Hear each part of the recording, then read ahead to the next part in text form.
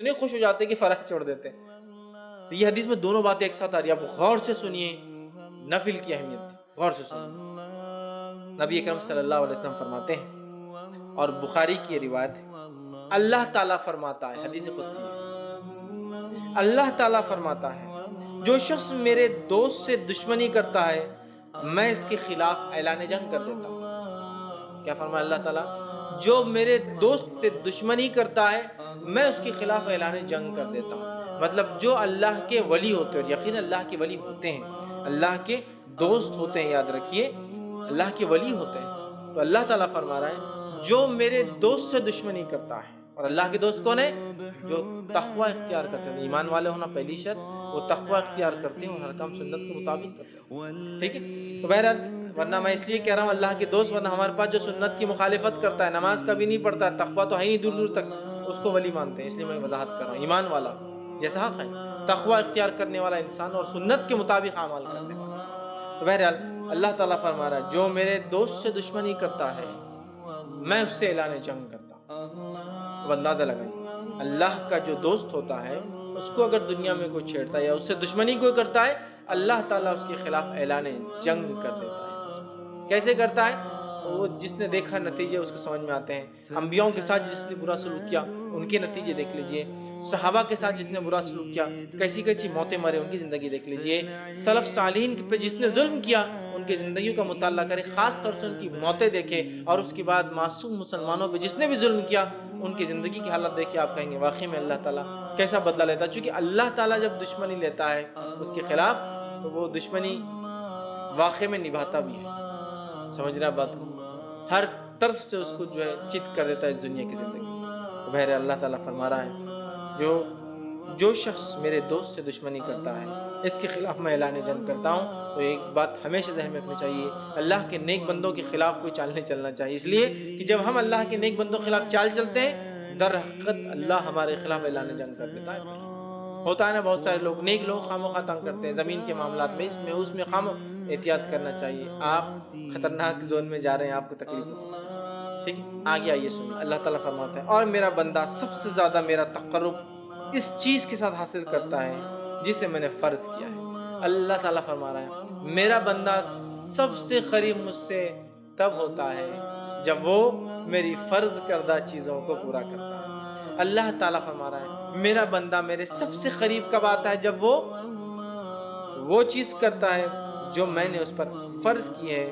تو آپ فرما، اللہ تعالیٰ فرمائے میرا تقرب میرا بندہ سب سے زیادہ حاصل کرتا ہے اس چیز کے ذریعے جو میں نے اس پر فرض کیا ہے، یعنی فرائض کے ساتھ میرا تقرب حاصل کرنا ہی مجھ سے سب سے زیادہ میں، مطلب فرائض کے ذریعے میرا تقرب حاصل کرنا یہ مجھے سب سے زیادہ پسند اللہ اعلان کر رہا ہے۔ آگے آئیے پھر اللہ تعالیٰ فرما رہا ہے حدیث قدسی ہے، اور میرا بندہ نوافل کے ذریعے میرا تقرب حاصل کرتا ہے، فرض سے سب سے زیادہ، فرض سے سب سے زیادہ، لیکن نوافل سے بھی کرتا ہے فرض کے بعد، مطلب فرض جو ادا کرتا ہے اس کی نفل قبول ہوتی ہے، بات بھی یاد رکھیں۔ پھر اللہ فرماتا ہے پھر جب اور میرا بندہ نوافل کے ذریعے میرا قرب تقرب حاصل کرتا رہتا ہے یہاں تک کہ میں اس سے محبت کر لیتا ہوں۔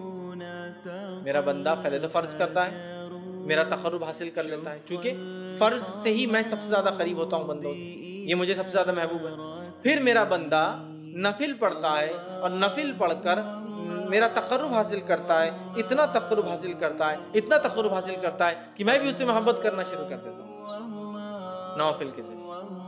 اب آگے سنیے ذرا، تو میں بھی اس سے محبت کر لیتا ہوں، پھر جب میں اس سے محبت کر لیتا ہوں، فرض سب سے زیادہ اللہ کو پسند عمل ہے، سب زیادہ قریب بندہ فرض سے آتا ہے، لیکن فرض سے جو قریب آنے کے بعد بھی جو نفل پڑھے وہ ٹاپ موسٹ چل جاتا ہے۔ بولنے کا مطلب یہ، ایک انسان صرف فرض بھی کرے تو اللہ سے قریب ہوتا ہے، لیکن فرض کے بعد جو نفل پڑھے وہ ٹاپ موسٹ لیول تک پہنچ جاتا ہے اللہ کے قریب، اتنا کہ اللہ تعالیٰ اس سے محبت کرنے لگتا ہے۔ اور اللہ فرماتا ہے اور جب میں اس سے محبت کرنے لگتا ہوں تو میں اس کا کان بن جاتا ہوں جس سے وہ سنتا ہے۔ اس حدیث کو غلط نہیں مانے مت لیجئے کہ واقعی میں اللہ اس کے اندر حلول کر جاتا ہے، مطلب وہ وہی باتیں سنتا ہے جو میں چاہتا ہوں کہ وہ سنے، کوئی غلط بات نہیں سنتا ہے۔ اللہ فرماتا میں اس کا کان بن جاتا ہوں جس سے وہ سنتا ہے، اس کی آنکھ بن جاتا ہوں جس سے وہ دیکھتا ہے، اس کی آنکھ بن جاتا ہوں جس سے وہ دیکھتا ہے۔ عثمان ابن عفان رضی اللہ عنہ فرمایا کرتے تھے کہ مومن کی فراست اس کی نظروں سے بچا کرو، اس لیے کہ مومن جو ہوتا ہے نا اس کی آنکھوں سے چیزوں کو پہچان لیتا ہے۔ بہت سارے سلف کے واقعات ہیں، لوگوں کو، چہروں کو، ان کے حالات دیکھ کر پہچان لیتے تھے کیا پرابلمس ہیں، اس لیے نہیں کہ ان کو غائب کہتا نعوذ باللہ، لیکن اللہ تعالیٰ نے ان کو وہ صلاحیت دے دی تھی۔ ہوتا ہے نا لوگ بولتے رہے ڈاکٹر ہاتھ لگا دے تشخیص کر لیتا ہے، چہرہ دیکھتے انہوں نے پہچان لیا کیا ہوگا، یا سوال کرتے دیکھو جواب وہی آیا جو سوال تھا، حالانکہ اس میں یہ بات نہیں کہی گئی تھی۔ یہ ساری چیزیں ہوتی ہیں، ٹھیک ہے۔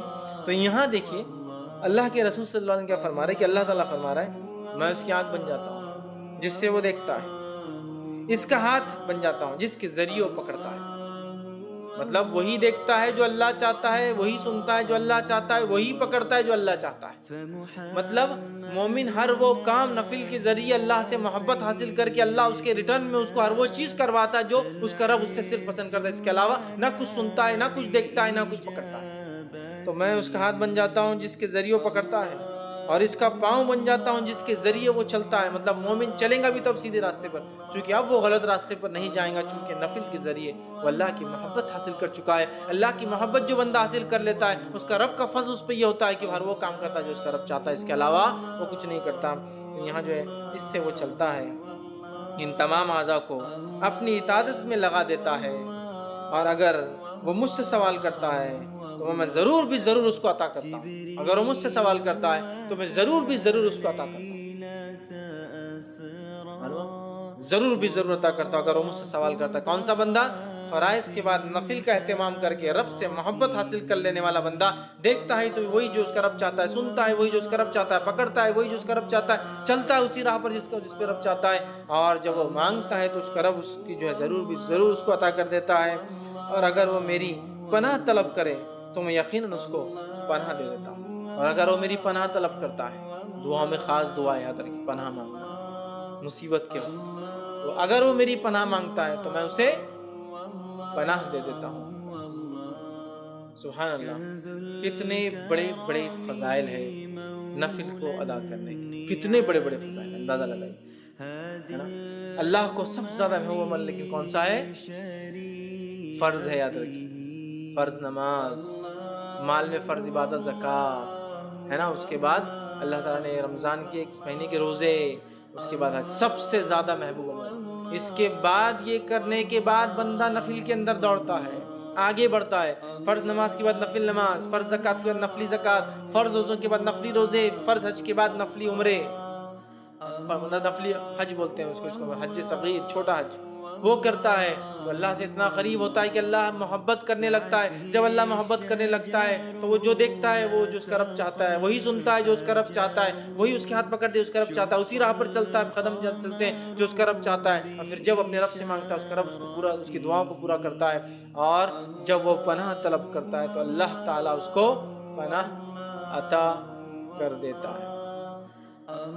میں سمجھتا ہوں بہت بڑے بڑے فضائل، بخاری کی روایت تھی، ہمیں پتہ چلے اس کے اندر کہ نفلی نماز کے ادا کرنے سے جو ہوتے ہیں، جس میں سب سے اہم چیز جو پتہ چلی وہ یہ ہے کہ بندہ اللہ سے قریب ہو جاتا ہے، اتنا قریب کہ ہر چیز جو اس کا رب چاہتا ہے وہی وہ کرتا ہے، اس سے ہٹ کر نہ کوئی چیز سنتا ہے، نہ دیکھتا ہے، نہ پکڑتا ہے، نہ اس راہ پر چلتا ہے۔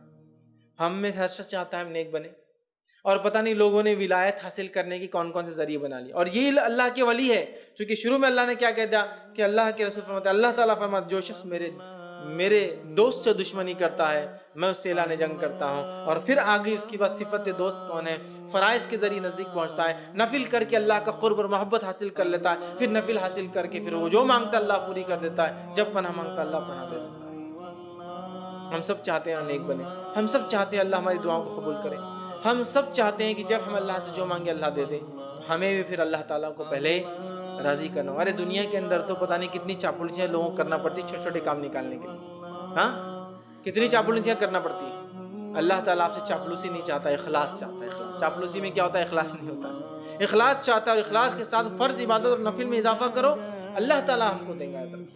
بہت سے لوگ بولتے ہیں ارے یہ کیا بات ہوئی، کیا بات اللہ تعالیٰ دیں گا تو اس کا مطلب یہ ہے کہ ہم کو کوشش نہ کریں۔ کوشش کرنا ہے، لیکن تم لاکھ کوشش کرنے کے بعد بھی حاصل نہیں کر پاتے ہو نا چیزوں کو، لیکن جب اللہ کو ہم راضی کر لیں گے نا، تھوڑی کوشش ہے بڑے بڑے کام نکال دیں گے۔ تھوڑی کوششیں بڑے بڑے کام نکال دیں گی، اور اس کے بعد بھی اگر کوئی تکلیف آئے تو پھر وہ اللہ کی طرف سے آزمائش ہے، صبر کے ساتھ استقامت کے ساتھ ڈٹ کر مقابلہ کیجیے، دنیا اور آخرت میں اس سے درجات بلند ہوں گے اور اجر ملے گا۔ سمجھ رہے ہیں بات؟